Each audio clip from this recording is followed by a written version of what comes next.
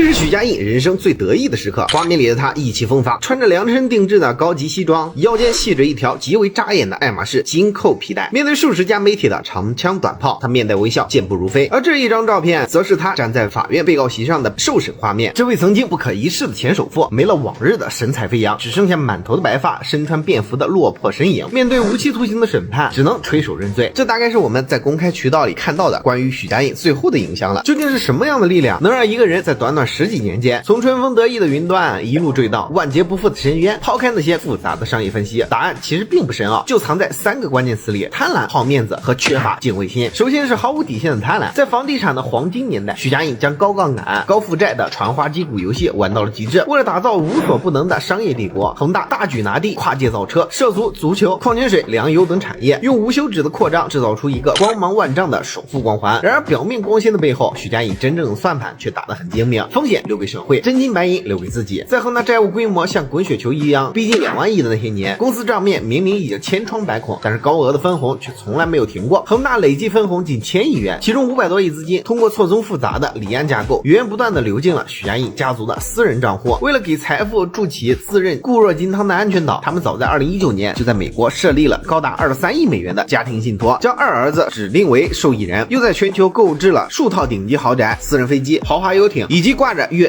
A98888和象徵恆大股票代碼的 HD3333的加長勞斯萊斯幻影。到了2021年恆大暴雷前夕，許家印上演了最後的資本狂歡，把一輛車沒造的恆大汽車市值炒到2600億港元，再通過定向增發向富豪圈套現260億。在危機全面爆發前，他又通過所謂的技術性離婚，試圖把財富藏在層層防火牆之後。然而在穿透式的全球司法大追索面前，這些所謂的小聰明全線失靈了。清盤人正式接管了許家印名下的33家離岸公司，並且凍結了包括中航、香港、匯豐在內的7個核心銀行的賬戶。隨後全球資產禁止令進一步擴展至澤西島、直布羅陀、加拿大和新加坡4地。丁宇梅在海外銀行超過2.2億美元的資產被全面凍結。許家印機關算盡，到頭來不過是替債權人暫時保管了幾年財富。比貪婪更讓人嘖舌的是他對面子的執念。在恆大內部，許家印享受的是近乎帝王般的權威與奢靡排場。2018年，他前往瀋陽分公司視察，其接待規模之苛刻令人嘖舌，包下豪華酒店整整1層的總統套房，上下樓層全部限制出入，室內溫濕度必須精確鎖定，空調風口要做深度清潔，當地沒有合格的空氣淨化器，就要從廣州總部空運，全店燈泡統一換成暖色，地毯必須順着紋理刷平整，所有服務人員必須穿軟底鞋，走路不能發出半點聲響，出行必須坐加長版的勞斯萊斯幻影，本地沒有就從大連高價跨城租賃。只要許老闆出選，地方公司的一把手必須提前1到2個月牽頭組建專項接待小組，握手角度、噴泉開啟的時機，甚至走多少步都需要彩排。正常企業經營全部都要為這場贏家盛宴讓步。在恆大總部的決策體系裡，只容得下一片叫好，不允許出現異議。敢於提出風險預警的高管往往被邊緣化或者排擠離開。而在恆大總部的42樓，更有夜夜笙歌、專供接待的內部歌舞團。這種脫離現實的封閉吹捧，讓許家印徹底迷失在了自己編織的幻覺中，最終將他推向深淵的是他對商業規律與社會公理徹底喪失了敬畏心。古人講人狂必有禍，在商業世界裡，真正的智者往往懂在最高峰時保持清醒與克制。就像龐東來的於東來，始終堅守超市主業，提高員工待遇，不盲目加槓桿擴張，甚至無償幫扶同行。很多通透的企業家都明白，企業的財富離不開時代賦予的紅利，唯有懷揣敬畏回饋社會，才能行穩致遠。可是許家印卻把時代的紅利當成了自己呼風喚雨的本錢。當暴風雨真正來臨時，他不僅沒有想着去彌補購房者、供應商與投資者的巨大損失，反而把精力用在轉移資產與逃避責任上，最終一步步把自己送上了審判席。許家印的無期判決不僅宣告了他個人神話的破滅，更象徵着一個時代的徹底落幕。從萬達王健林的斷臂求生，到碧桂園楊國強的悄然退居幕後，再到許家印的鋃鐺入獄，具有地產巨頭們的大撤退，折射出的是中國經濟底層邏輯的巨變。靠關係拿一塊地，拉起幾倍槓桿，起幾棟樓就能一夜暴富的草莽時代終究是過去了。當資本的泡沫散去，新時代呼喚的是不靠套路、靠創新，真正擁有核心技術與高競爭壁壘的實業家。